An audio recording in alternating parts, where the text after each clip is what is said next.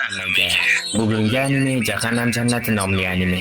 Kanalga obuna bo'lib qo'llab-quvvatlaysizlar unutdaman. Agar xohlasanglar yoninglarga nimadir narsa olib yeb tomosha qilsanglar ham bo'ladi. Unda nimani kutamiz? Animeni hozir boshlasa ham bo'ladi.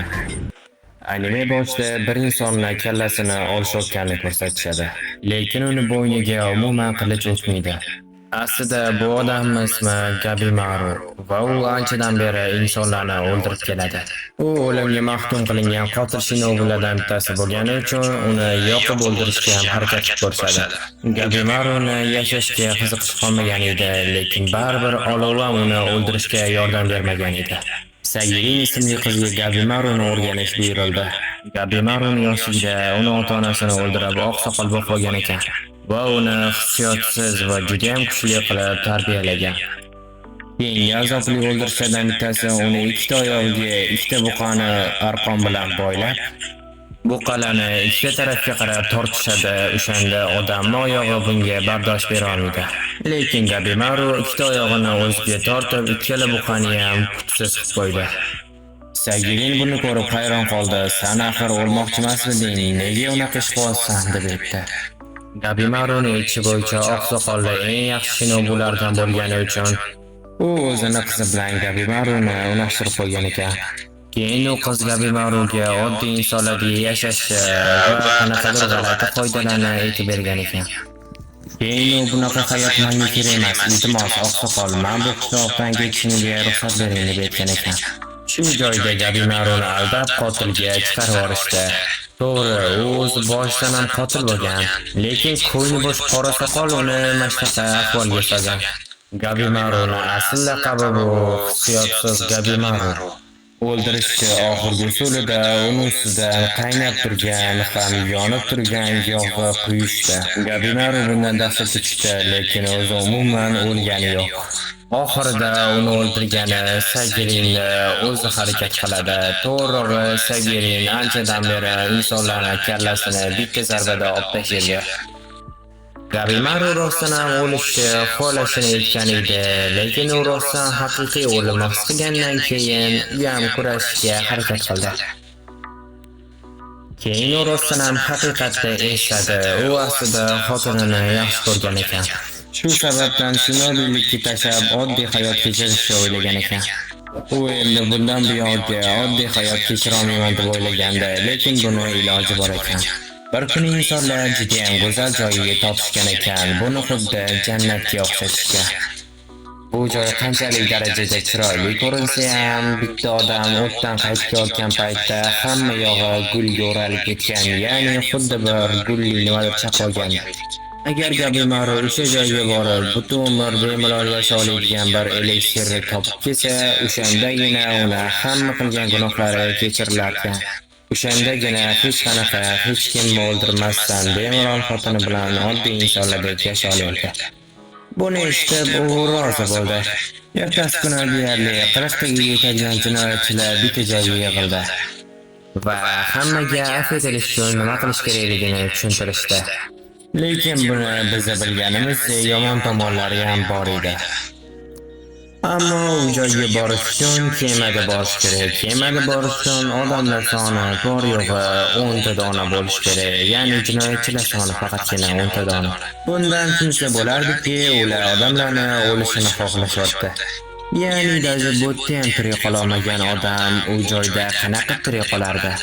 Hamma jinoyatchilar bu gapni eshitib bir-birini o'ldirishga tushib ketdi. Jinoyatchilarning hammasi odam bo'lsa ham, lekin ularning bir xillarini, ko'rinishi va ularning jang qilishi odamnikiga o'xshamas edi. Sagirin ham insonlarni o'ldirganda hech qanaqa hissiyotsiz o'ldirishga harakat qilardi.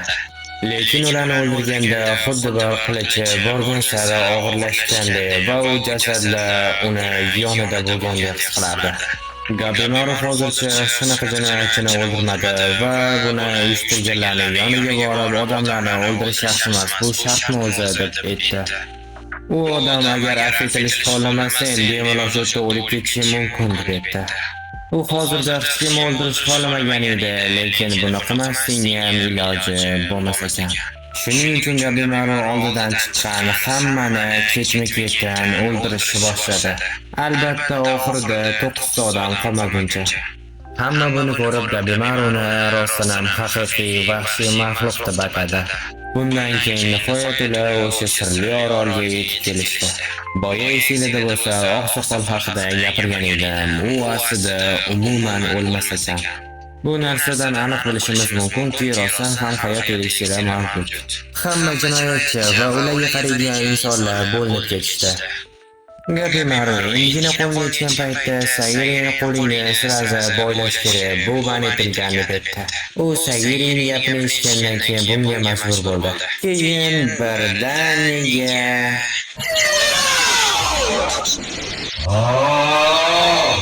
bitta ho'kizdek odam kelib Gabimaruni o'ldirishga harakat qildi. U qurollarni qanchalik darajada chidamliligini Gabimaruni tekshirib ko'rmoqchi bo'lgan ekan. U endigina uni o'ldirmoqchi bo'lgan paytda Sagiri unga qo'lini boylashi kerak deb aytdi. Gabimaruni qo'llari boylangan bo'lsa ham uni bemalol o'ldirib qo'ydi. Va o'sha ho'kizga tayinlangan qilichboz ham ketdi. Piyoda kelganlardan qolganlari ham bir-birini o'ldirish bilan ovora ekan. Ular orasidan bitta Ayo deb nomlangan juda ham katta odam ham bor edi. U qorni ochgani uchun qilichbozni o'ldirib, uni yedi. Va yana bitta ma'lumot, bu jangchilar va qilichbozda o'lib ketgan, ularning o'rniga baribir boshqalari kelar ekan. Boyga qilichbozni gapini eshitgan Gabimaru siraza Sagiriga hujum qildi.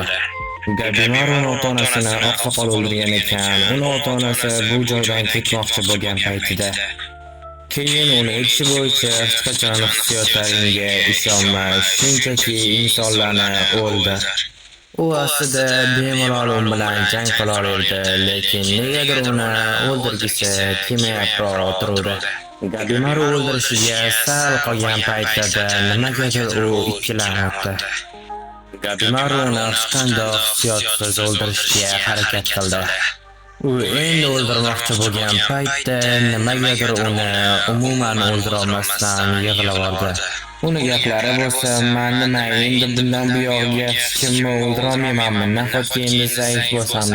Shu paytda Sagiri unga "Sen zaifmassan, sen kuchlisan, har bir odamning o'zini hissiyotlari bor" deb javob berdi. Gabimaru bu gaplarni oldindan xotinidan eshitgan edi. Bundan buyog'iga tezroq qidirishga qaror qilishdi. Boshqalarga keladigan bo'lsa, bu paytda qanaqadir g'alatiroq haykallarni topishgan edi. Xuddi oldin o'tda odamlar yashagandek. Va birdan bitta jinoyatchini qo'lini yuzi bor kapali chaqlagan edi. Keyin u gulga aylangan insonlarni esa qo'lni kesib tashladi. U rostdan ham to'g'ri qilgan ekan, chunki qo'l qanaqadir gulga aylanib qoldi. Keyin o'tda nafaqat kapalilar, balkim boshqa qanaqadir qo'rqinchli hasharotlar ham bor ekan. Qo'rqinchli hasharotlar yetmaganiga qanaqadir gigant maxluqlar ham o'tdan chiqib keldi. Bunaqa g'alati maxluqlar Gabimaruni ham oldidan chiqdi. Xo'p do'stlar, mana animening birinchi qismi ham o'z nihoyasiga yetdi. Bilaman, bu video juda ham qisqa bo'ldi. Sizlarga yoqdimi, yoqmadimi bilmadim. Lekin men shunchaki eng qiziq joyda to'xtatishga harakat qildim. Qani ko'ramiz, kimga qiziq bo'larkan bu anime, kimga qiziq bo'lmas ekan. Mana ozginagina mehnatim uchun bitta dona like bosib, kanalga obuna bo'lib, kommentariyaga buni davomli chiqsinmi yo chiqmasinmi, sizlarga yoqdim yoqmadim shuni yozib qoldiring.